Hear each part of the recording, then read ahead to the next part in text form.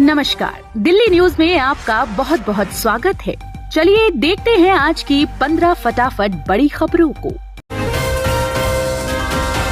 LG के पत्र पर सौरभ भारद्वाज ने किया पलटवार, बोले यह आपको बदनाम करने का इरादा।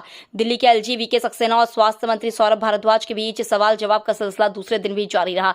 अपने पत्र के जवाब में उपराज्यपाल के पत्र को स्वास्थ्य मंत्री ने राजनीति से भरा बताया है। उन्होंने लिखा है कि यह दुर्भाग्यपूर्ण है कि मेरा पत्र बहुत सम्मानजनक और तथ्यों पर आधारित होने के बावजूद आपका जवाबी पत्र दिल्ली सरकार को बदनाम करने के इरादे से पूरी तरह से राजनीतिक था। सौरभ ने एलजी से अपील की है वह राजनीति न करे बल्कि उचित कार्रवाई करे। मनीष सिसोदिया को नहीं मिली बेल, अदालत ने 18 अप्रैल तक बढ़ाई हिरासत।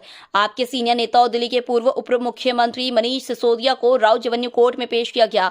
दिल्ली शराब घोटाला मामले में उनकी जमानत याचिका पर अदालत में सुनवाई हुई। कोर्ट में आम आदमी पार्टी के सांसद संजय सिंह भी मौजूद थे। कोर्ट ने सभी दलीलों को सुनने के बाद मनीष सिसोदिया की न्यायिक हिरासत 18 अप्रैल तक बढ़ा दी है।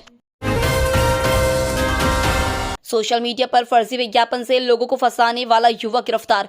दिल्ली पुलिस ने एक युवक को सोशल मीडिया पर फर्जी विज्ञापन देकर लोगों को ठगने के मामले में गिरफ्तार किया है। आरोपी खुद को थोक व्यापारी बताते हुए मशीन, टूल्स और स्पेयर पार्ट्स सस्ते में उपलब्ध कराने का लालच देकर लोगों को फंसाता था। दिल्ली का एक युवक उसके जाल में फंस गया और अपने 5,07,000 रुपए गंवा बैठा। पुलिस ने कार्रवाई करते हुए आरोपी को छत्तीसगढ़ की राजधानी रायपुर से गिरफ्तार कर लिया है। गाजियाबाद में पीएम मोदी का मेगा रोड शो, सीएम योगी भी मौजूद। गाजियाबाद में प्रधानमंत्री Narendra Modi mega road show किए। उत्तर प्रदेश के मुख्यमंत्री योगी आदित्यनाथ भी उनके साथ मौजूद हैं। रोड शो के लिए समर्थकों में भारी भीड़ नजर आई। बीजेपी ने गाजियाबाद से अतुल गर्ग को चुनावी मैदान में उतारा है। ऐसे में पीएम मोदी के रोड शो के दौरान उनके साथ सीएम योगी आदित्यनाथ के अलावा अतुल गर्ग और भाजपा के प्रदेश अध्यक्ष भूपेंद्र सिंह भी मौजूद रहे। जमानत का विरोध करते हुए ईडी बोली मनीष सिसोदिया के बिना संभव नहीं था दिल्ली शराब घोटाला। ईडी ने दिल्ली के पूर्व उप मुख्यमंत्री मनीष सिसोदिया की दूसरी जमानत याचिका का विरोध करते हुए गंभीर आरोप लगाए हैं। ईडी ने ट्रायल कोर्ट में सिसोदिया की जमानत याचिका का विरोध करते हुए कहा है कि मनीष सिसोदिया ही उस शराब नीति को बनाने के लिए जिम्मेदार थे जिससे घोटाले को अंजाम दिया गया। ईडी के विशेष वकील जोहेब हुसैन ने बताया कि मुकदमे में देरी जिसे आरोपी के वकील जमानत की मांग करते हुए एक कारण बता रहे हैं, वो भी आरोपी की वजह से ही हो रही है, न कि अभियोजन पक्ष की ओर से। लेडीज कोच में आदमी के घुसने से दिल्ली मेट्रो में फिर कलेश। दिल्ली मेट्रो में महिला यात्रियों के लिए रिजर्व कोच में पुरुषों का घुसना एक बड़ी समस्या है। कई बार समझाने पर वो मान जाते हैं तो कई बार बहस भी हो जाती है। इस बार जो हुआ वह सोशल मीडिया पर वायरल हो गया है। इस वायरल वीडियो में साफ देखा जा सकता है कि कथित तौर पर नशे में धुत आदमी महिला कोच में सीट पर बैठा है। सरेंडर कर सकती है मुख्तार की पत्नी, लंबे समय से पुलिस के लिए बनी है चुनौती। गाजीपुर जनपद से लखनऊ तक की पुलिस के लिए बीते कई सालों से चुनौती बनी मुख्तार अंसारी की पत्नी आफशा अंसारी अब सरेंडर कर सकती है। इसके लिए परिवार के लोग कोशिश में लगे हुए हैं। मुख्तार का छोटा बेटा उमर अंसारी अब जेल में बंद, अब्बास अंसारी फरार चल रही मां आफशा अंसारी को और भाभी निखत को एक साथ लाने की कोशिश में है। कन्हैया कुमार दिल्ली से लोकसभा चुनाव लड़ेंगे को लेकर अटकलें तेज। इस वक्त राजनीतिक दलों पर लोकसभा चुनाव की खुमारी चढ़ी हुई है। बीजेपी, कांग्रेस समेत सभी राजनीतिक दल चुनावी मैदान में है।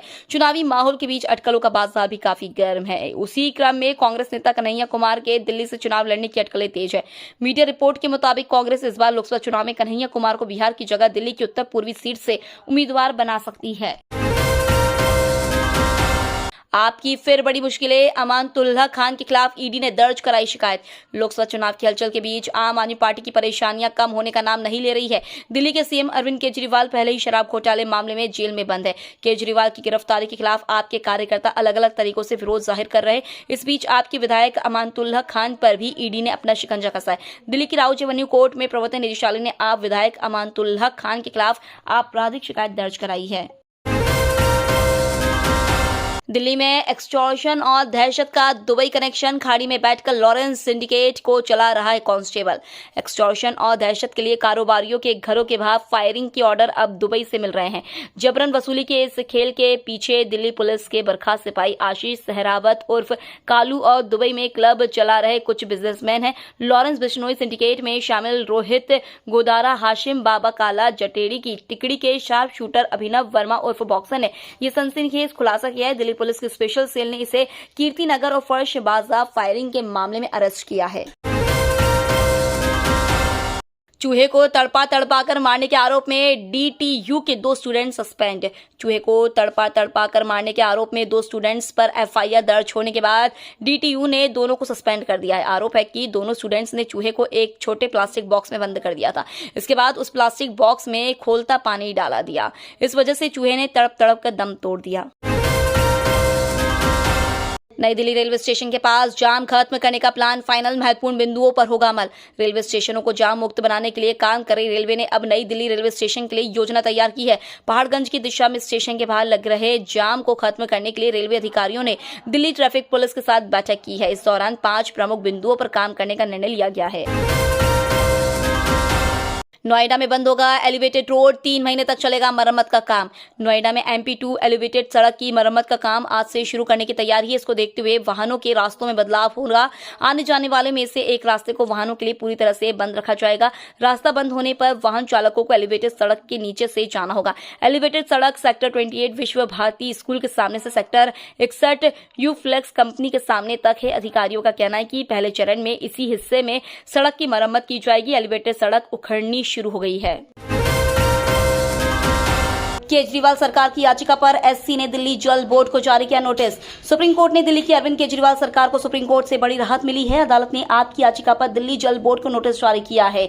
दिल्ली सरकार ने अपनी याचिका में जल बोर्ड पर राजधानी में पीने योग्य पानी की आपूर्ति करने वाले संस्थान को भुगतान नहीं करने का आरोप लगाया है। चाइल्ड ट्रैफिकिंग केस में सीबीआई की छापेमारी, कई बच्चों को किया रेस्क्यू। दिल्ली में अस्पतालों से बच्चा चोरी के बड़े रैकेट का पर्दाफाश हुआ है। दिल्ली और करीबी इलाकों में छापेमारी के बाद सीबीआई ने 7-8 बच्चों को बरामद किया है। साथ ही कुछ लोग गिरफ्तार किए गए। पकड़े गए लोगों में अस्पताल के वार्ड बॉय और अस्पताल के कर्मचारी शामिल हैं। तो ये थी आज की बड़ी खबरें। डेली खबरों से अपडेट रहने के लिए चैनल को सब्सक्राइब करना बिल्कुल न भूलें। धन्यवाद।